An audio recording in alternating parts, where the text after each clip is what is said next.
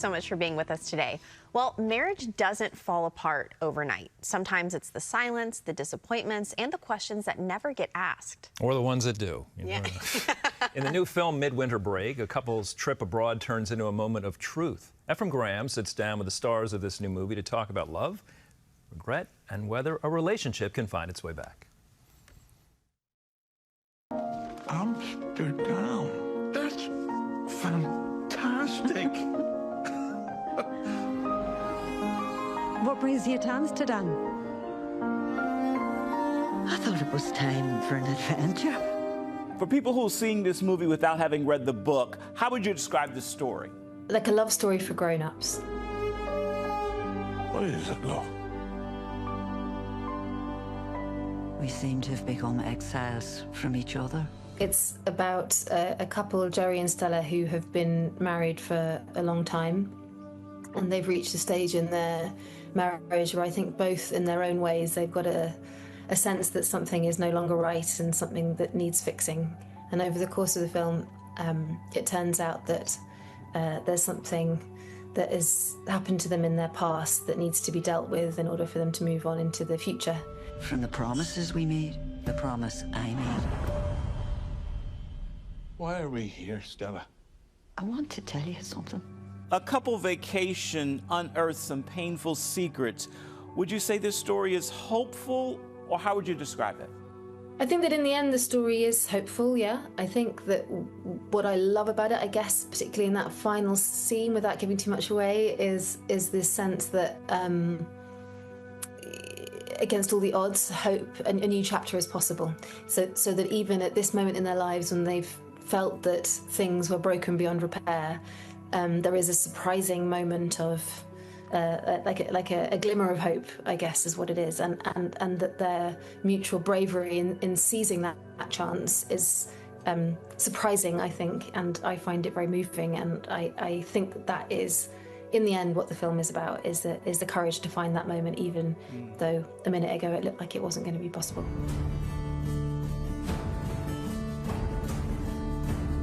I can't go on living the way we do. We're talking about deception.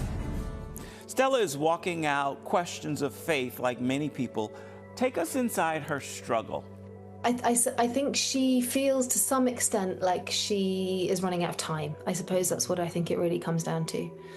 And she feels that she is letting something down, that she's lived a life that is not in accordance with the principles that are most deeply rooted in her. You're not listening to me. I think a lot of it is guilt. I think a lot of it is a sense of guilt that she hasn't lived her life in the way that she ought to have lived it. Why is this story relevant today? Everybody in a long-standing relationship can relate to that sense of uncertainty around or doubt around something that once felt easy and very readily available, and I think that a marriage is about finding those moments of hope and new chapter collectively together over and over and over again. So it's not just about that moment where you stand at an altar and get married, it's about finding that recommitment to each other. And I guess I also feel that a lot of people have a sense of the life unlived. I think that feeling is something that can be pretty universally applied. Yeah. You and me. Me and you. It seems like a really heartfelt and endearing movie about marriage and the complexities of marriage. Marriage is complex? I mean, I was going to say, I'm not married, but I think I do that. You presume it is. Okay. I presume that it can be. Yes, it can. You're the marriage expert here. Yeah, that's my wife. The marriage expert. I love those kind of movies, those dramas. So I should check it out. My mother saw it. She encouraged me to see it as well. Okay, so I've not read the book either, but yeah, it looks good. It does, it does. He is a well-known actor, singer, producer, and writer. And now Zachary Levi is turning his attention to one of the most epic stories in the Bible. In the new docudrama series, Levi serves as host and narrator, guiding viewers through the remarkable rise of a shepherd boy who became king. From courage to failure to redemption, this series takes a fresh look at the man after God's own heart. Even though I walk through the valley of the shadow of death, I will fear no evil, for you are with me. What name have you been given? I have been named David. What do they call him? David the giant slayer, your beloved, the defender of Israel. I took an oath to defend Israel from her enemies. I plan on keeping that vow.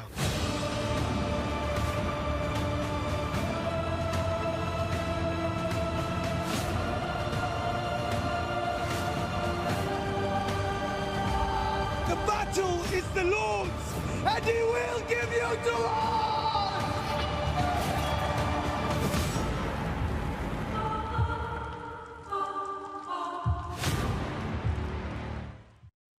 All right, everybody, Zachary joins us now. Thanks so much for being with us, man. Appreciate you joining us. Yeah, happy to be here. What drew you to host and narrate David, King of Israel? Oh, I mean, I growing up in a Christian home, reading my Bible, you know, there's so many compelling, fascinating stories and compelling, fascinating characters. But I would say David is the top of the list for me. You know, obviously, Jesus is the, you know, kind of ultimate story within Christendom.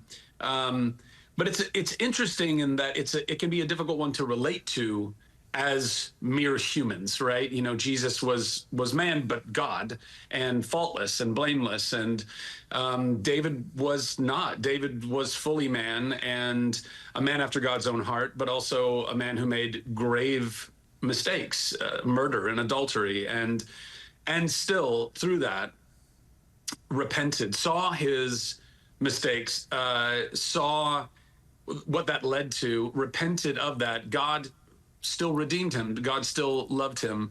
God still saw him for who he created him to be.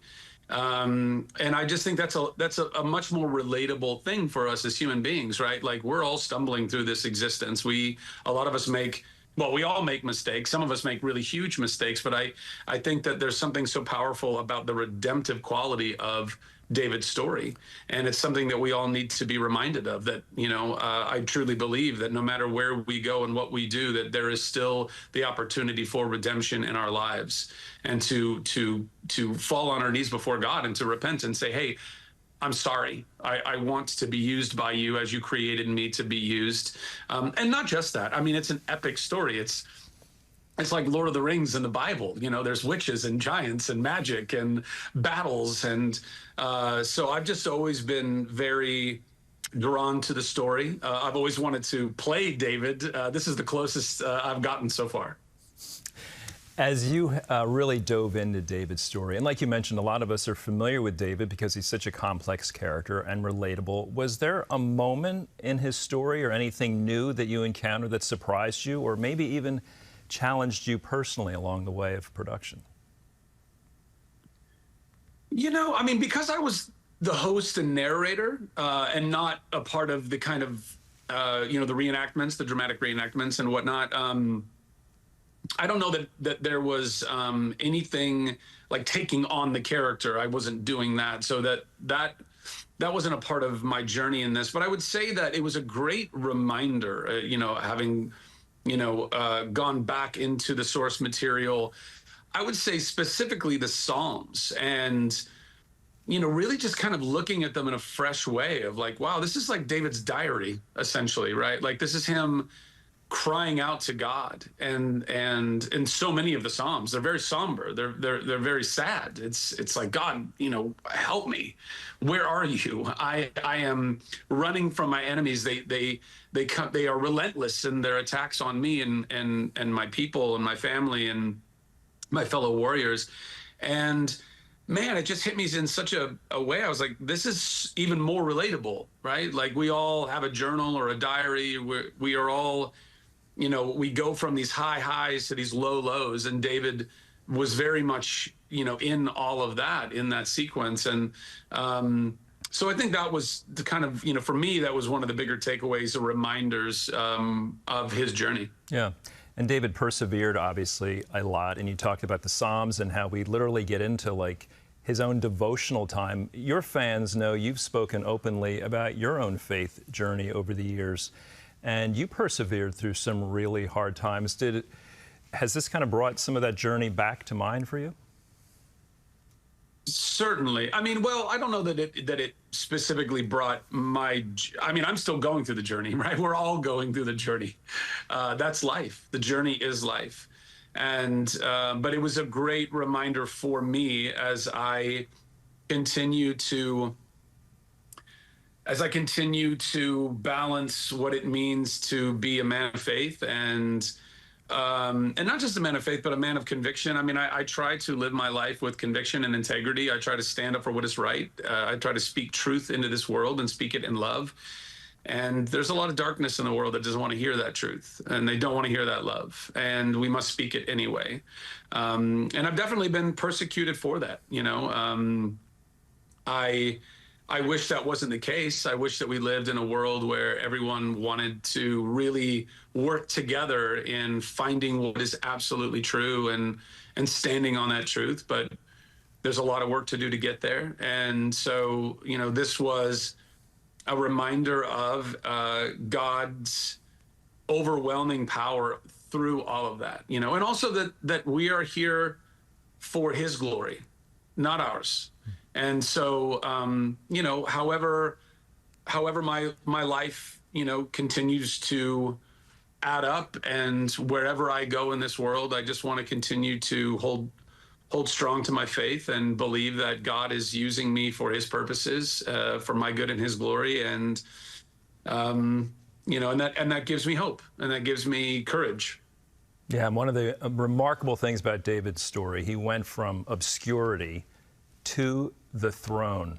And so his story teaches us about purpose and about calling. Do you think that's one of the reasons why people are so drawn to David's story? Absolutely. Yeah, yeah.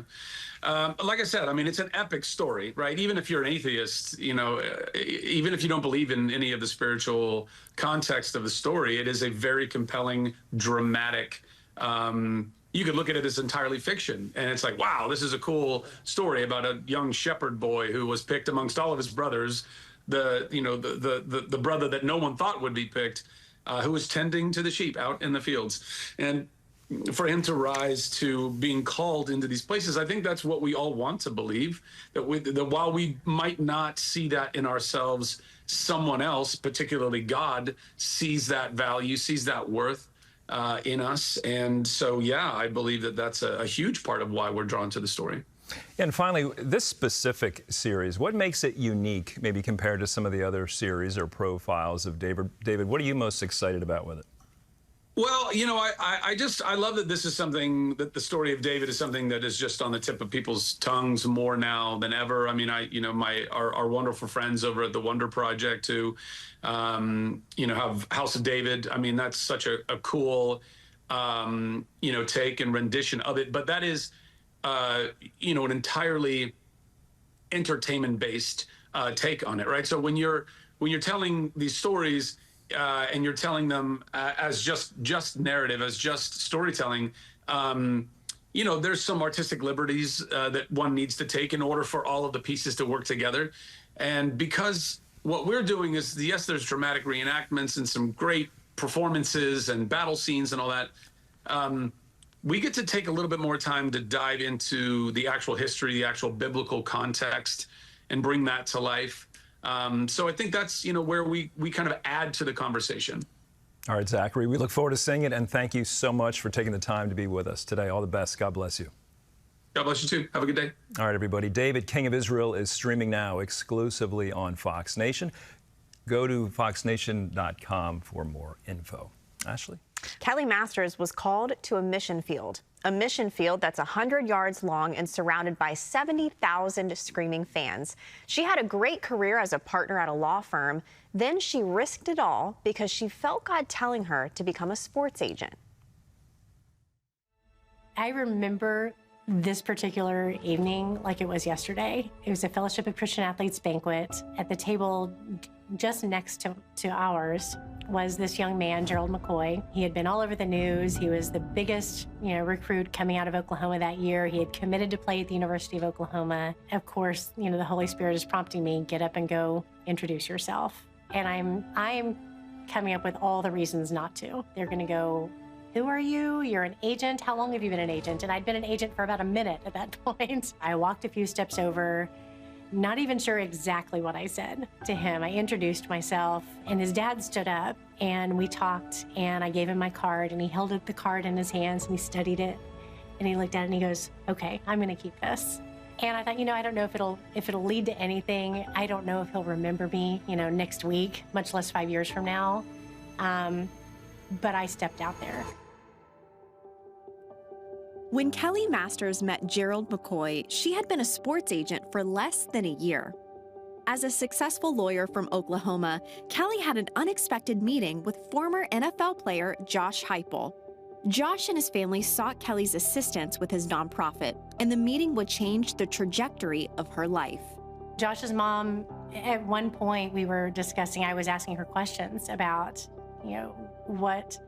what did your agent do? Did your agent help you with this? And she said, gosh, if you'd been an agent back then, we would have worked with you. We would have signed with you. So many young people in that situation who have these great platforms and resources want to use them for good and want to use them to impact lives beyond their own. That's something that I can get behind. As Kelly felt God calling her to be a sports agent, she began to see how she could serve athletes. I saw working with athletes as a mission field. The sports agent world, generally speaking, is driven by money and by seeing athletes as commodities. I wanted to look at the athletes that I had the opportunity to work with and say, I see your worth and your value far beyond what you do on the football field. How can I help you make the most of the opportunities that you've been given? Following God's calling, Kelly found herself facing an uphill battle of discouragement, doubt, and discrimination as she stepped into the world of sports agents.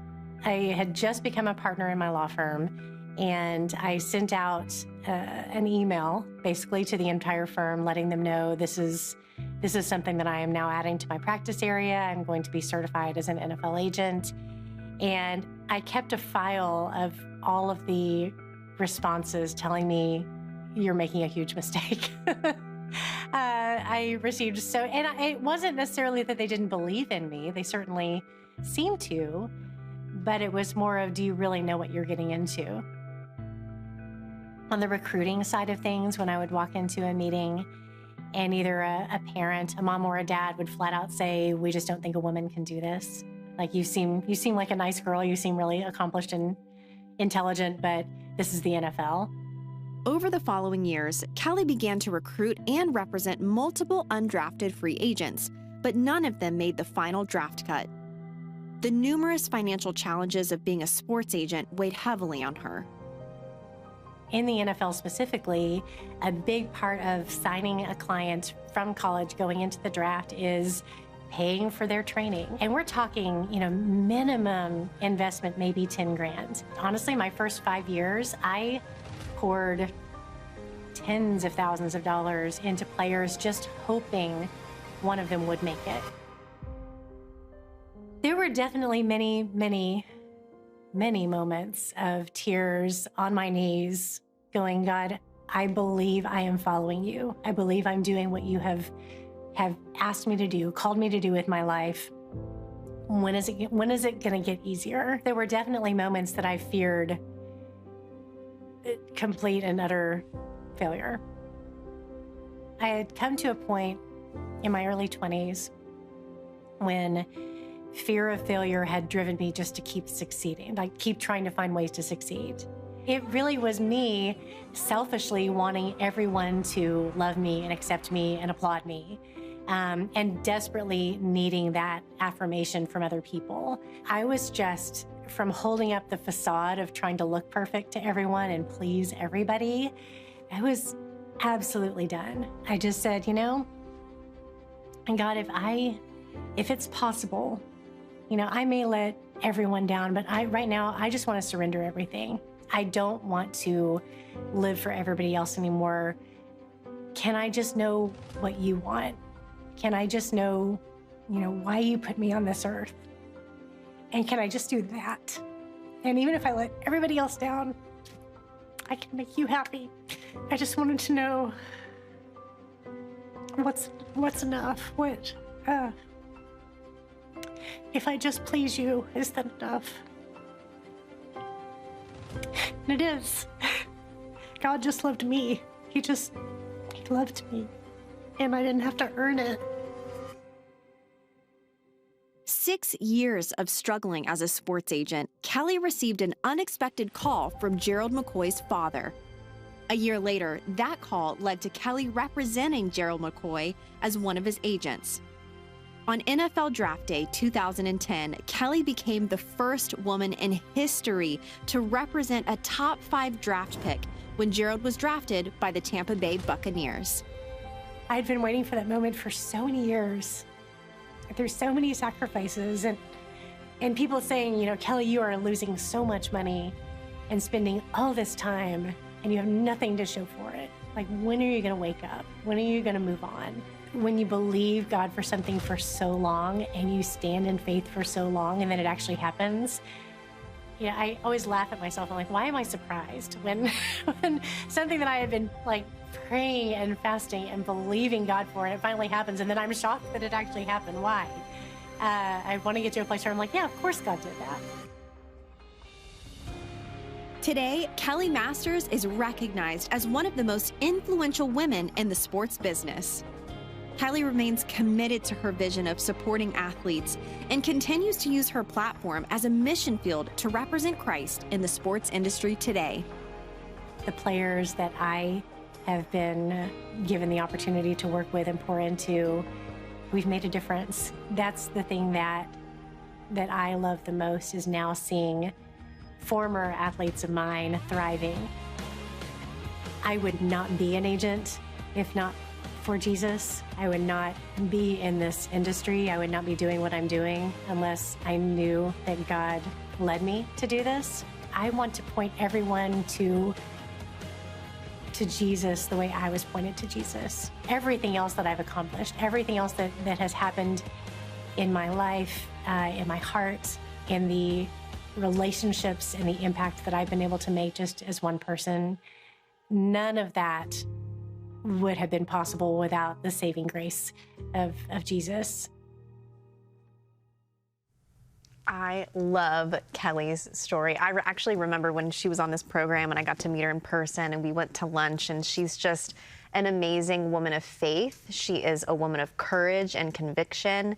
And what I was reminded of the most in listening to her testimony is faith is spelled, this is what I've heard several times before, that faith is spelled R-I-S-K. And she really did take a leap of faith moving into the sports world as a female, because it is a predominantly male-driven field. But here she is making a difference. But I also think it was so important for her to, that moment of surrender for her to understand that when we try to define success by the world's definition, that will never fulfill us. But understanding success really is just living our lives trying to please the Lord. That's when we find true happiness and fulfillment. So. One of the most compelling parts of her story is she felt and knew God gave her a direction. Here's where I want you to go. And a lot of times our friends, they try and give us counsel, in their view, wise counsel, loving counsel. And it can be tough to stay with that word. I know God told me this, either promised me this or led me this way. But she was tenacious and kept on the path God led her on. Yeah, God bless her for it. It's a great story, absolutely. Well, if you guys need prayer for anything, we always like to leave you guys with this. You can give us a call anytime. If you need some more faith, if you need encouragement, our prayer warriors are happy to pray with you over those things. So give us a call, 1-800-700-7000. And we leave you guys with these words from 1 Samuel. People judge by outward appearance, but the Lord looks at the heart. Amen to that. God bless you guys.